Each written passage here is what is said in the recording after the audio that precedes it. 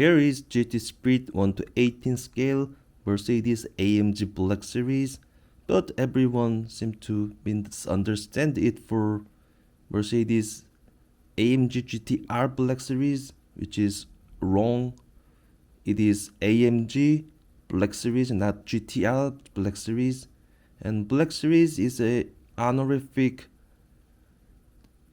that is attributed to the pinnacle of the respective model. For example, there was SLS AMG Black Series in the past and CLK Black Series like that.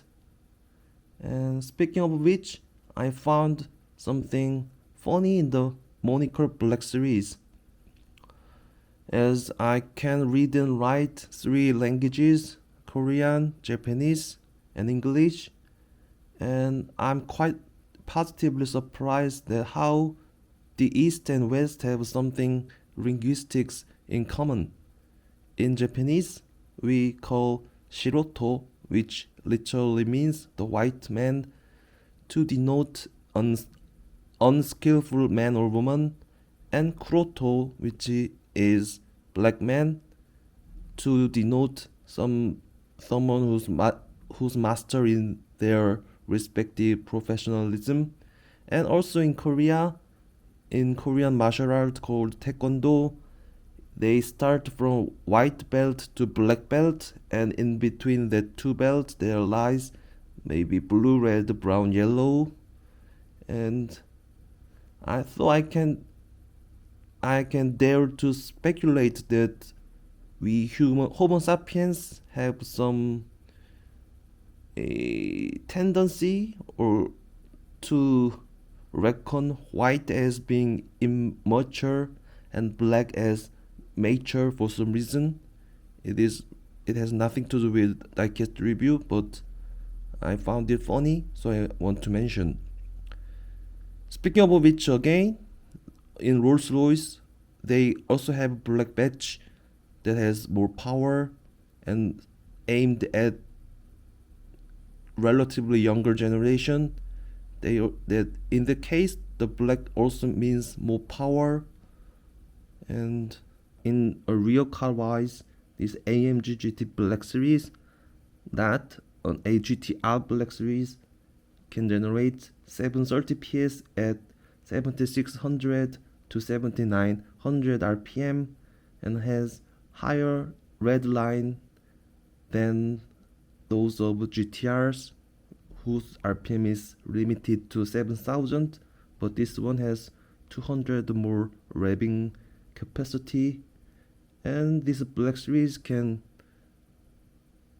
run 0 to 62 miles per hour in 3.2 seconds, and its top speed is 325 kilometers per hour, and it has double wing, which is made of carbon fiber, and on the upper wing there is electrically adjustable flap in between the upper wing, and there is also lower wing which streamline the airflow from the front to minimize the drag and maximize the downforce for better handling. And as Wikipedia says, this owing to this very high-end aerodynamic air spoiler, they can make 400 kilogram at 249 kilometers per hour, and it's got with tire from Michelin Pilot Cup 2 tires, but in this model that meticulous detail is not replicated in this model. But anyway, this tire is specially developed for this special car, and its hood, roof, hatch, and even underbody are all made of carbon fiber, and its enlarged this vertical Pan America derived grille, massive grille, is based on Mercedes AMG GT3 and GT4, which is meant to be used on racetrack only. And this front air splitter, it can be manually adjustable at your whim. So it's about the history of this car, and this time I want to be very picky for the foible of this resin model first. And as it is not a high-end resin model like BBR or MR or Spark, there is some paint blemish like here, and there is black dot. In person I can clearly see there is a black dot here, but I don't know this camera can catch that small details. Also there is black dot on this air scoop, air intake. And the most annoying thing for me is I don't know why GT Spirit is so unskillful to make symmetrical side mirrors, and this right side mirrors seem to be well ill located.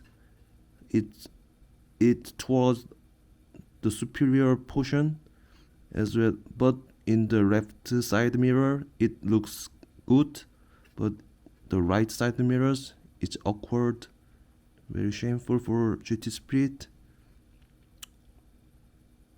And you can see the door handles, it's poorly designed, poorly replicated. It doesn't accommodate to the whole design. I think it is ill replicated here. And you can see some paint blemish here, and you can see there is a clear gap between window pane and door. And next most annoying fault of this model is the cursory detail of this rear lamp and the bodywork. There is a gap between this plastic rear lamp and the body panel, and there is also some paint blemish. This one has some black paint on it. On the contrary to the right side, the left headlamp has no issue. There's no gap between the body panel and rear lamp, but there is black streak. I don't know if this camera can catch that. And okay, let me conclude this diecast resin model. And thinking of it made by GT Spirit, who's not at high-end premium brand, I think it's good for its money. And if you keep distance from it and do not behave like OCD people, it looks nice, it looks rock solid, and it's very heavy. So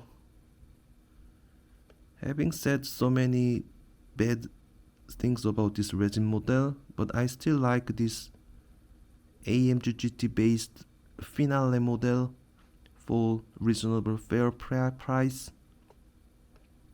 That's why I keep buying GT Spirit. And today the resin or diecast review will end. Okay, see you next video.